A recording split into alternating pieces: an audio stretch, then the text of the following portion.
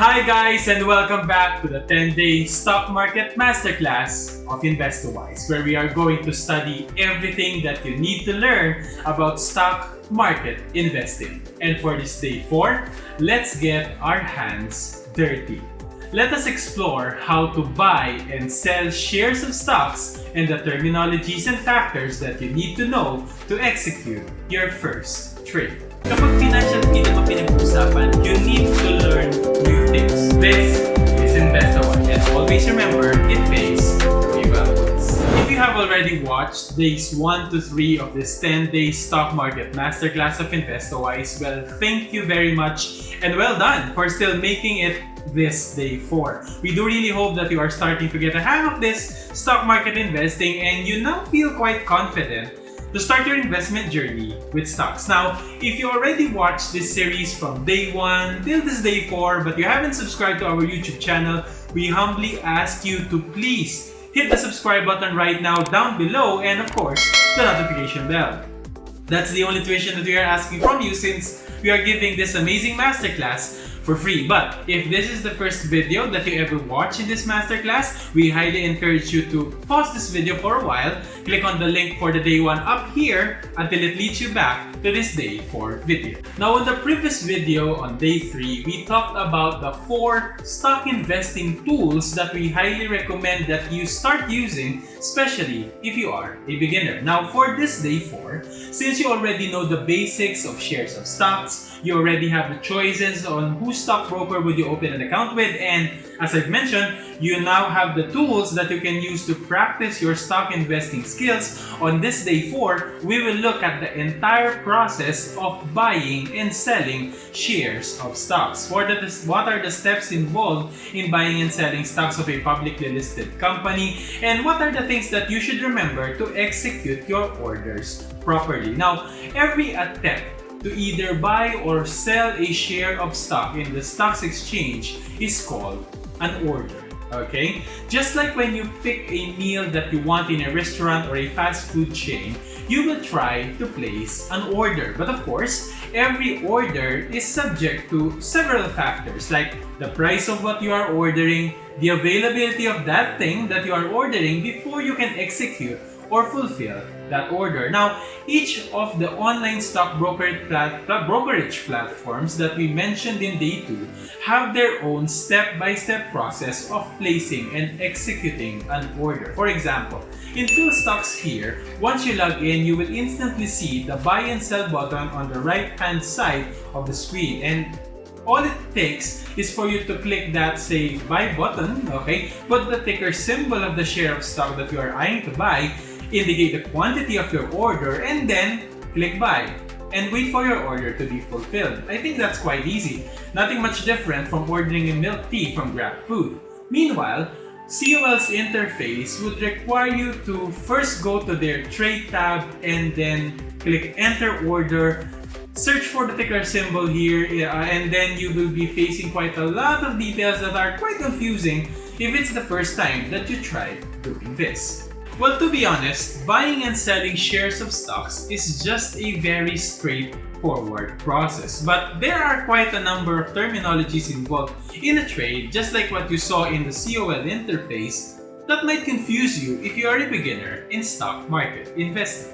Some of those terms that I'm talking about are bid price, ask price. These things are very much exposed in COL interface but not in PhilStocks. If you have noticed the comparison a while ago, what's the difference between those two things, okay, two prices, and which of those two prices are you going to use if you are buying or selling a share of stock? I think these are staple questions for a lot of stock market beginners. They have also been my questions before, to be honest. At the same time, we also have what they call board lots, which actually dictates the quantity of the stocks that you can buy or sell. Yes, we do have those limits, and they differ for each stock, which we need to be aware of if we want to start trading. And lastly, of course, every trade involves some taxes and fees that might confuse you when you do your first trade, because you might notice that you got quite less than what you are expecting. So, to erase all of the confusion, in this day 4,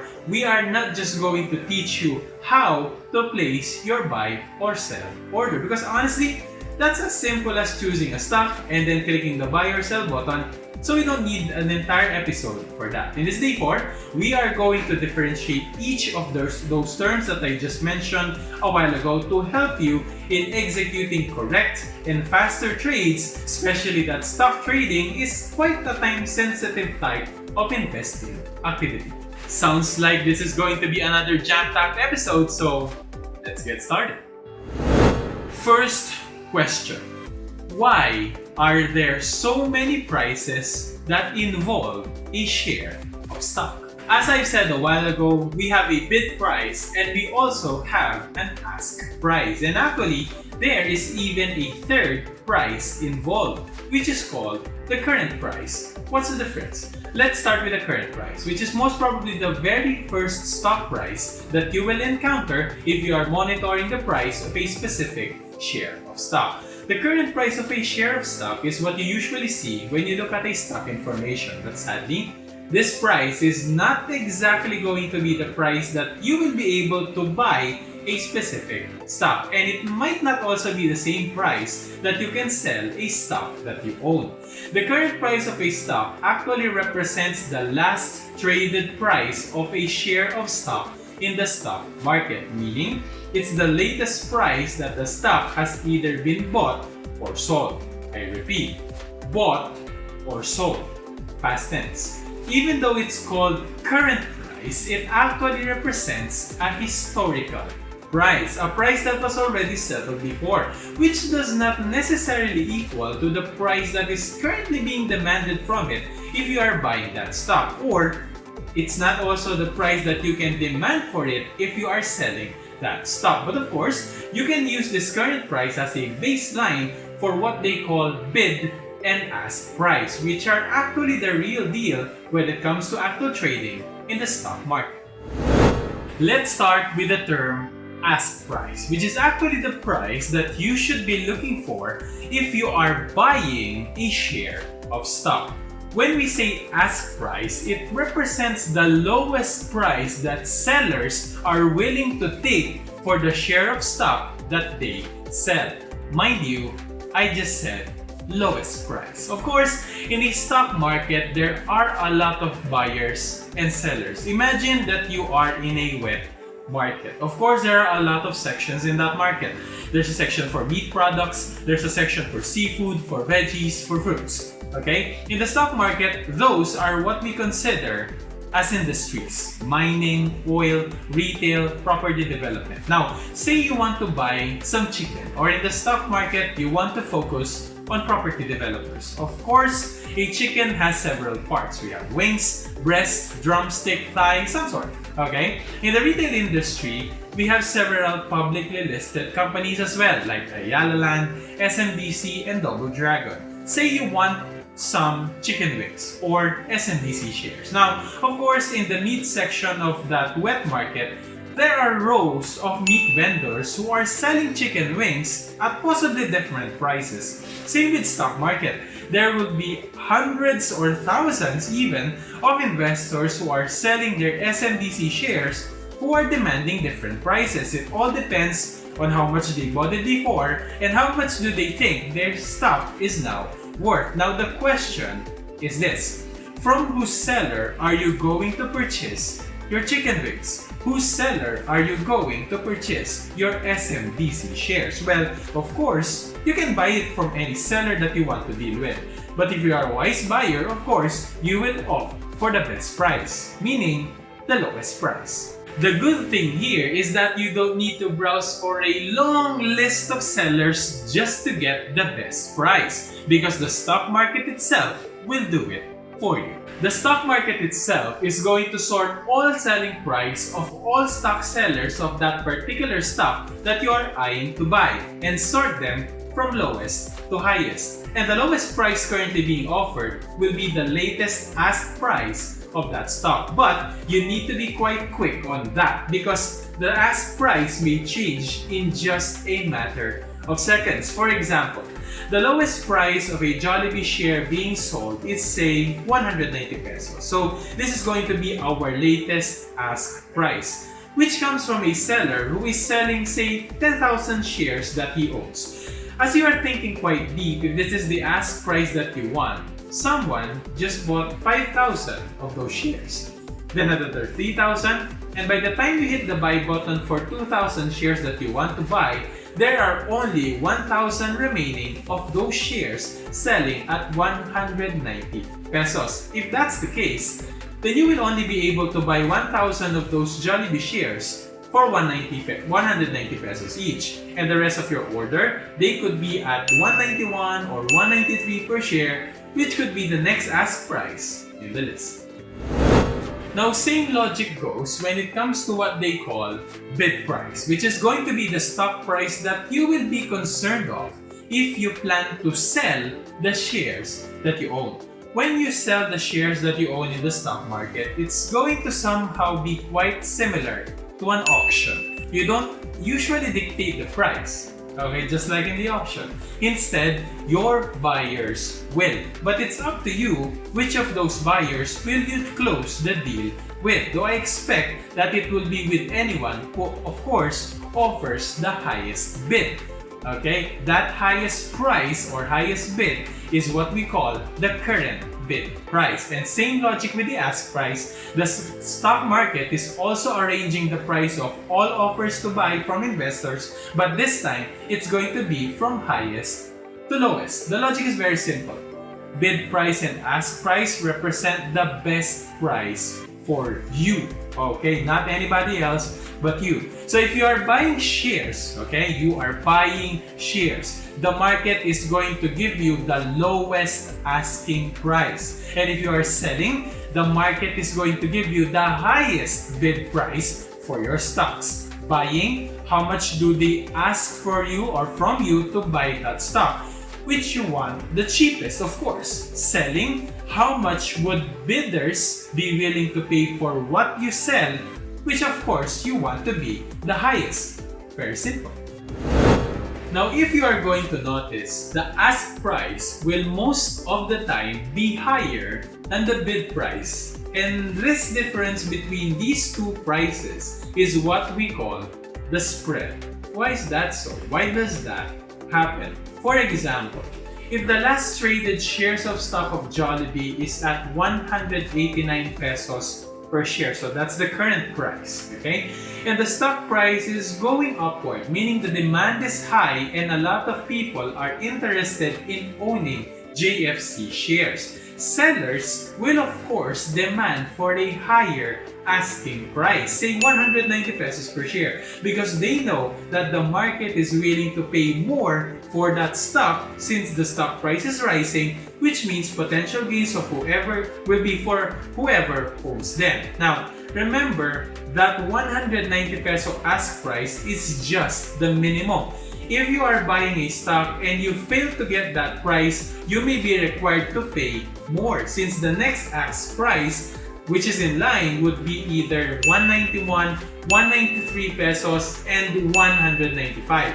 Not or, okay? It's and. Since as I've mentioned a while ago, the current price is just the lowest price that you can currently buy a share. Once they are purchased by other investors, you would need to pay for the next ask price in line, which is technically higher. Meanwhile, the investors who want to buy those shares will try to get as close as possible to the last traded price of 189. Since if someone was just able to buy it at 189 pesos, why am I to pay more, right? These differences between the seller's demands and the buyer's perspective is what is causing the spread, okay? And since sellers want to have more, okay, while buyers want to pay less, the ask price of a stock is expected to be quite higher than the bid price for most of the time. The only exception to this is, for example, I'm quite crazy and desperate to get hold of this stock that even if the last buyer just got it for 189 pesos, and I can only find sellers who are selling at 191, then I will just close my eyes and accept their asking just for me to own those shares. Now, on the other side of the coin, and for some reason, the price of GFC shares start to fall. Okay, shareholders may start to feel fear that they will start to incur losses, and since nobody wants their investment to eat up their capital, there may be times that sellers are willing to push down their asking price and even take the bidder's demand for a lower value for that stock, which actually pushes the stock price further down and alerts other investors to get rid of the stocks that they own. Now you understand why stock prices are either rising or falling. It's all about demand and supply. Now, if any of those things happen, as long as one of the parties, either the seller or the buyer, accepts the price of the other, okay, then the spread is considered eliminated. The gap between the ask and the bid price is eliminated because finally a seller and a buyer agreed over a specific stock price, and the deal is considered closed. The orders of both the buyer and the seller are going to be executed successfully. Now you might be asking, can you buy or sell without following the bid or ask price? The answer, yes. Okay, you can freely dictate how much are you willing to pay for a share of stock that you want to buy, or how much are you willing to accept as a selling price for the stock that you are trying to sell. If you do that, your order is going to be considered as a limit order, which is actually a normal way of executing an order in the stock exchange. Well, of course, all ask and bid prices are executed as limit orders from other investors anyway, so there's actually no stopping you from also doing so. But the question now is, what happens if you do that? Well, your limit price will become part of the waiting list of bid and ask prices. If it's the lowest among the ask price in the market, then it will be brought first in line. If it's the highest among the bid prices, then it will also be the first to be offered to stock sellers. The only problem here is you may come to a point where no buyer or seller is actually willing to take your price, especially if your bid or ask price is quite far from the current pricing that is running in the market. What if that's the case? Well, if nobody accepts your limit order until the trading day ends, your order is just going to be cancelled. That's it. Nice try. Okay? So if you want to secure a buy or sell order for a specific stock that you want to either own or get rid of, you may just choose to accept the market price that you see running instead of wasting your time in waiting for someone to accept your deal. Now lastly, let's talk about board lots. If in the case of stock price, you have all the freedom to dictate your own bid or ask price, which I bet you won't do at the end of the day, when it comes to stock quantity that you can either sell or purchase, you may not have that much freedom for some of the companies who are offering their shares. There are actually two ways of indicating the quantity of shares that you can either buy or sell. It's either you follow a minimum board lot, as they call it, or you do it in an odd lot. When we say odd lot, you can choose how many number of shares would you like to buy. If you want to buy, say, 157 shares of Double Dragon, because 157 shares multiplied to the current ask price of that share will equal the money that you have in your stock brokerage account, then you can do so, okay, as long as that stock permits you to place an odd lot order. The problem here is that most, if not all, of the companies offering their shares of stock in the Philippine Stock Exchange requires a minimum board lot, meaning there is a specific denomination that they will require you to purchase or sell. Say the company's board lot is 10. Okay, which is actually dictated not by the company itself, but the rules of PSE. There's actually a table that they call PSE board lot table that actually dictates the board lot for each stock which is based on the current stock price. For example, if the current price of the stock that you are eyeing to buy is between 100 to 199 pesos, then according to the table, the board lot should be 10. Okay? Meaning, when you buy or sell that stock, you need to execute orders by tens. 10, 20, 30 shares, and so on. This one makes it easier for the market to clean up all orders for the day. Imagine, for example, if a few minutes before the market closes, there is one trader who is trying to sell 7 shares. Well, actually, that's odd. That's why it's called odd lot, and that might cause a problem. That's why they are trying to get rid of such type of orders. Now, when I was doing the research for this video, I came across a very interesting topic about buying and selling stocks, which is what they call the 8,000 rule. That rule says that if you are going to invest your money in the stock market, you need to invest at least 8,000 pesos to make the most out of it. And anything less that amount is not recommended.